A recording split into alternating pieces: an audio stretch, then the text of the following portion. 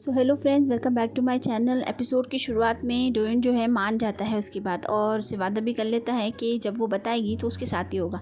डोएन जो होता है जियान को घर ले आता है और वहाँ पर वो उसे अलग रहने की यानी कि ऑफिस में रहने की इजाज़त भी दिलवा देता है। वो उसका शुक्रिया अदा करती है। अब हमें जीसू को दिखाते हैं जिससे वो टेबल जुड़ ही नहीं रही होती है। मिस्टर कैंग कहते हैं कि सारा दिन इसी में लगी रहोगी, तुम सीखना नहीं चाहती क्या? वो खुशी खुशी उनके पीछे चली जाती है। अब हमें सुनु को दिखाते हैं जो कि अपनी पुरानी तस्वीरें देख रहा होता है, जिसके अंदर जियान बहुत ज़्यादा खुश नज़र आ रही थी, इसलिए वो तस्वीर उसे भेज देता है। ये देखकर वो बेचारी रोने लग जाती है। जीते और सुआ को दिखाते हैं जो कि शादी से पहले रूल बना रहे होते हैं। सुआ कहती है कि मैं तुमसे शादी करके बहुत खुश हूँ और मैं हमेशा तुम्हारी गर्लफ्रेंड रहना चाहती हूँ और हम बच्चे पैदा नहीं करेंगे। जीते भी उसकी हाँ में हाँ मिला देता है। जीसू अपने पापा के पास आती है और कहती है मेरे कंधे में बहुत दर्द हो रहा है, तो उसके पापा उसका कंधा दबा देते हैं। अब वो लोग कमरे में बैठे ही होते हैं, तभी जीते आ जाता है। जीते कमरे में जाता है, उसके पापा उसके पीछे जाते हैं और उसे पैसे देते हैं और कहते हैं कि ये तुम्हारे काम आएंगे। वो लेना नहीं चाहता था लेकिन वो ज़बरदस्ती दे के चले जाते हैं। जियो जो होता है उसने काफ़ी सारे पैसे जोड़ लिए होते हैं। वो कॉलेज तो जाता है नहीं, नौकरी करता है पार्ट टाइम से और जो भी पॉकेट मनी मिलती है इससे बहुत से पैसे जमा कर लेता है। अब वो अपना बिजनेस शुरू करने की बात कर रहा होता है। अब हमें दिखाते हैं कि सियोन जो होती है अपने ड्राइवर के साथ जा ही रही होती है, तभी वहाँ पर जियो आ जाता है। उसे देखकर वो बोलती है कि तुम मेरे बारे में बताओगे तो नहीं ना? तो वो कहता है कि मैं तुम्हारे बारे में कुछ नहीं बताऊँगा, बस तुम भी मेरी बहन को कुछ भी मत बताना क्योंकि मैं जो काम करता हूँ उसको पता नहीं। वो मान जाती है और दोनों डील कर लेते हैं। अब ही जो है जाती है तो देखती रहती है इधर उधर, तो उसे मिस्टर कैन दिख ही जाते हैं। वो फ़ौरन अपने बेकरी पहुंचते हैं और जल्दी से काम स्टार्ट कर देते हैं।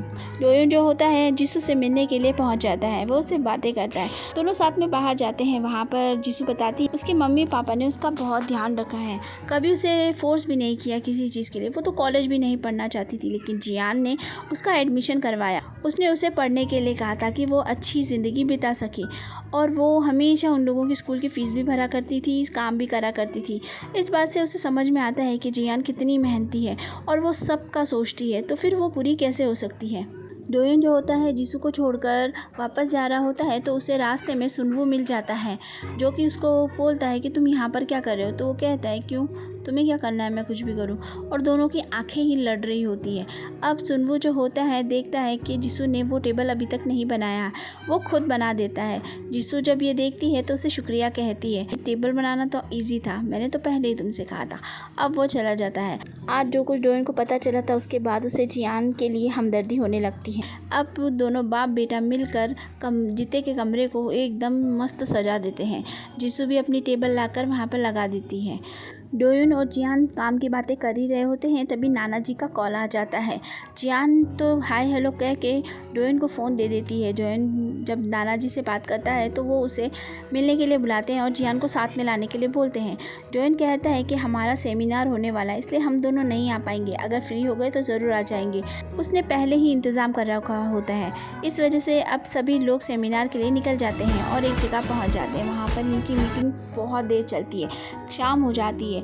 जब सब खत्म हो जाता है तो डोयन उन सबको इंजॉय करने के लिए बोलता है और वहाँ से चला जाता है क्योंकि उसे नाना जी से मिलने के लिए जाना था। रास्ते में नाना जी फ़ोन करके जियान को भी लाने के लिए बोल देते हैं, साथ में आंटी भी होती है और वो कहती है कि जल्दी। अब डोयन जो होता है फ़ौरन जियान को अपने पास बुला लेता है और उसे बताता है कि उसने आंटी से कह दिया कि गाड़ी ख़राब है और बहाना बनाने के लिए उसके पास कुछ था ही नहीं, इसलिए उसने यही बोल दिया। जियान कहती है कि तब तो कुछ करना पड़ेगा और वो एक आइडिया लगाती है, लेकिन डोयन कहता है कि ये कैंची है, इससे टायर फोड़ दूँ क्या? तो वो बोलती है नहीं नहीं। फिर वो आइडिया लगा लेती है और उसे गाड़ी को पत्थरों के ऊपर चढ़ाने के लिए कह देती है। वो चढ़ा देता है। अब जियान जो होती है गाड़ी के नीचे चली जाती है और कुछ करने लग जाती है। डोयन कहता है कि कितनी देर हो गई है, तुम निकलोगी नहीं क्या? पता नहीं क्या कर रही हो? तो वो बाहर निकल के आ जाती है और कहती है कि हो गया, देखो ये तार मैंने निकाल दी, अब ये गाड़ी ख़राब हो गई है, कोई नहीं चला सकता। लेकिन तभी डोयन जो है उसे देखता ही रह जाता है। डोयन को जियान के लिए फीलिंग्स होने लगी थी तो वो घबरा कर उठ जाता है और जाकर गाड़ी स्टार्ट करने लगता है। जियान कहती है कि क्या शुरू नहीं हो रही है ना, देखा मेरा कमाल। वो कहता हाँ सही कहा। अब वो गाड़ी के नीचे से पत्थर उठाने लगती है ताकि गाड़ी को निकाल सके, तो वो आकर उससे बोलता है अरे अरे मत करो। उसे आंटी का कॉल आ जाता है और आंटी बोलती है कि अब आने की ज़रूरत नहीं है क्योंकि फ़्लाइट के लिए हम लोग निकल रहे हैं। नाना जी जो होते हैं जियान से बात करना चाहते हैं और उससे बात कर लेते हैं। अब डोएन जो होता है उसके बहुत ज़्यादा ही करीब आ जाता है। फिर वो कहता है कि अब गाड़ी तो ख़राब हो चुकी है, तो चलो तुम्हारा चेहरा थोड़ा साफ़ कर लो और फिर हम चलते हैं। वो टैक्सी वाले को बुला लेता है और दोनों उसमें बैठकर निकल जाते हैं वहाँ से। डोएन जो होता है जियान को ऑफिस छोड़ देता है और खुद घर चला जाता है। चीते का कमरा तैयार हो चुका होता है और सभी उसको देख रहे होते हैं। तभी जियान कॉल करके बोलती है कि वो शादी में नहीं आ पाएगी। ये बात जिस्सू सबको बताती है तो सब उदास हो जाता है। तभी जियो वहाँ पर आता है और वो जीते के लिए जूते लेकर आता है। उसकी माँ कहती है कि अपनी पूरी पॉकेट मनी लगा दी। वो कहता है नहीं मम्मी, मैंने बहुत सेविंग करी थी, वही से लाया हूँ। डोएन जो होता है घर पर जाने के बाद भी जियान के बारे में सोच रहा है, इसलिए वो उसके ऑफिस जाता है। तो वो ऐसे ही सोई हुई होती है। वो उस पर शर्ट ओढ़ाना चाहता था लेकिन कुछ सोचकर वहाँ से चला जाता है। लेकिन जब वो सुबह उठती है तो वो शर्ट उसके ऊपर ही होती है। वो भी समझ जाती है कि डोएन यहाँ पर आया था। अब हमें ही को दिखाते हैं जो कि मिस्टर कैंग का इंतज़ार कर रही थी, इसलिए बार बार देखती है।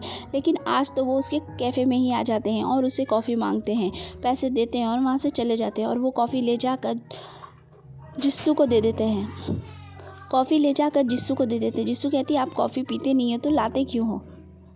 अब वो उसे केक बनाने का सिखाते तो कहती है अरे आपको केक बनाना भी आता है। तो कहता हाँ मुझे सब बनाना आता है। अब जियान को जैसे ही पता चलता है उस कलाकार के बारे में जिसे डोएन कलर करवाना चाहता था कपड़ों पर, वो फ़ौरन उसके लिए निकल जाती है। जिस्सू जो होती है डोएन को फ़ोन करती है और उससे कहती है कि वो जियान को किसी तरह बीजीते की शादी में लेकर आए क्योंकि वो आना नहीं चाह रही है। तो कहता ठीक है मैं कोशिश ज़रूर करूँगा। जियान जो होती है पहाड़ के वहाँ पहुँच जाती है। अब वो गाड़ी रोक कर नेटवर्क ढूंढती है और पहाड़ पर चली जाती है। डोएन को जब पता चलता है कि वो किसी को ढूंढने के लिए पहाड़ की तरफ गई है तो उसे समझ में आता है कि अरे मौसम तो बहुत ज़्यादा ख़राब होने वाला है। और उसने उसे देखा था, उसने बहुत ही पतले कपड़े पहने हुए थे, इसलिए फ़ौरन वो जाता है। पहले तो गर्म कपड़े खरीदता है और उसे ढूंढने के लिए निकल जाता है। रास्ते में कुछ लोगों से पूछकर वो उस पहाड़ तक पहुंच जाता है। वहां पर जियान की गाड़ी खड़ी हुई होती है। वो उसे चिल्ला चिल्ला कर ढूंढ रहा होता है। जियान जो होती है बहुत ही ज़्यादा सर्दी की वजह से चल ही नहीं पा रही होती है और गिर भी जाती है, उसके पैर में चोट लग जाती है। डोएन जब उसे ढूंढ लेता है तो उसके पास आता है और उसे गर्म कपड़े ओढ़ा देता है और उसे डांटता है कि वो इस तरह कैसे जा सकती है किसी को भी बिना बताए। उससे अपनी इतनी फिक्र करता देख वो उसे देखती रह जाती है। फिर वो उसे बताती है कि उसे वो मिल गए हैं जिनसे वो कपड़े रंगवाना चाहता है और वो मान भी गए हैं। डोएन कहता है कि मैं समझ गया, अब चलो यहाँ से और मेरी पीठ पर आ जाओ। तो वो कहती है नहीं नहीं मैं लकड़ी के सहारे चल लूँगी, और वो उसी तरह चलती है। अब दोनों वहाँ से निकल जाते हैं। जब वो घर पहुँचते हैं तो जियान सो जाती है, तो डोएन उसे उठाता नहीं है और वो खुद भी उसका इंतज़ार करता है। जब वो उठ जाती है तो वो उसे अंदर जाने के लिए पहले कहता है। अब वो अंदर जाते वक्त भी उसे ही मुड़ मुड़ कर देख रही होती है। अगले दिन सुबह डोएन उसे नाश्ते के लिए बुलाने जाता है लेकिन वो चली गई होती है। इसीलिए वो बहुत सारी एनर्जी बार खरीद कर ऑफिस में ले आता है और सभी लोगों में बांट देता है, जिसकी वजह से जियान उसे खा सके, और वो उसे खाती है तो उसे अच्छा लगता है। अब हमें जिस्सू को दिखाते हैं जिसने अपने बाल सीधे कर लिए होते हैं। जिस्सू जो है ही के कैफ़े में आती है और उसे केक देती है और कहती है कि मेरे भाई की शादी है तो मैंने 2 केक बनाए थे, एक मैं आपके लिए लेकर आई हूँ, और वो उसकी हेल्प करने लग जाती है। सुनवो वहाँ पर आता है तो उसे लगता है कि उसकी बहन ने किसी को रख लिया है, लेकिन वो बताती है कि वो तो जिस्सू है। जिस्सू जब पलट के देखती है तो सुनवो कहता है कि तुम अच्छी लग रही हो। तो जो होता है जियान को काम के सिलसिले में बुला लेता है और उसे अपने साथ लेके चला जाता है। काफ़ी देर तक वो उसे पैदल चलाता है और उसे बताता भी नहीं है। वो पूछती है कि आखिर तुम मुझे कहाँ ले जा रहे हो, तो वो उसे दिखाता है कि उसके भाई की शादी है और उसे वहाँ जाना चाहिए। ये सुनकर वो कहती है कि नहीं मैं नहीं जाऊँगी, लेकिन वो उसे जब समझाता है तो वो पहुँच जाती है वहाँ पर और सबके साथ मिल के फ़ोटोग्राफी क्लिक करती है और उसके बाद वो वहाँ से निकल जाती है। अब डोएन के पापा को दिखाते हैं जिन्हें एक लेटर मिलता है जिसमें लिखा होता है कि ये लड़की आपकी बेटी नहीं है। उनको शक हो जाता है कि आखिर क्या बात है, ये मुझे किसने लिखा है।